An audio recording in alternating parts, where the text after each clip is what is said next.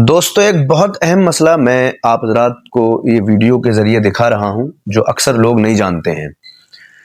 جب کسی کے یہاں بچہ پیدا ہوتا ہے تو اکثر یہ سوچ رکھی جاتی ہے کہ عورت 40 دن تک ناپاک رہتی ہے۔ آپ دیکھیے ذرا اس ویڈیو میں جانیں گے اس کا صحیح مسئلہ کیا ہے۔ ویڈیو دیکھیے، لائک کر کے شیئر کر دینا۔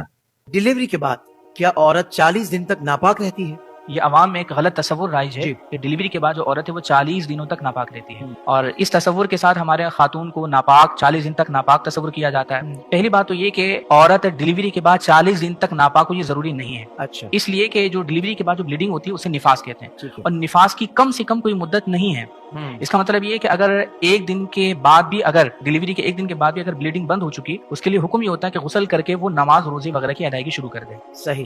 لیکن اگر مثال کے طور پر اس کی بلیڈنگ جاری ہے اور پھر وہ 40 دن تک جاری رہتی ہے تو اس صورت میں وہ ناپاک رہے گی۔ البتہ یہ کہ اگر وہ بلیڈنگ اس کی جاری ہے تو اس صورت میں جب تک وہ بلیڈنگ ہے اس پر حکم نفاس ہوگا، یعنی نماز وغیرہ نہیں پڑھ سکتی۔ اسی طریقے سے قرآن کو چھونا، یہ ساری چیزیں اس کے لیے ممنوع ہو جاتی ہیں۔ لیکن 40 دن تک عورت کو اس وجہ سے ناپاک کہنا کہ ڈیلیوری کے بعد 1.25 مہینہ پورا کرنا ہوتا ہے، یہ تصور غلط ہے۔ جب بلیڈنگ ہو رہی ہے تو یہ ناپاک، اس پر حکم ناپاکی ہوگی، لیکن اگر بلیڈنگ رک چکی ہے تو پھر حکم یہ ہوگا کہ وہ پاکی حاصل کر کے غسل وغیرہ کر کے نماز روزے کی ادائیگی وہ شروع کر دے۔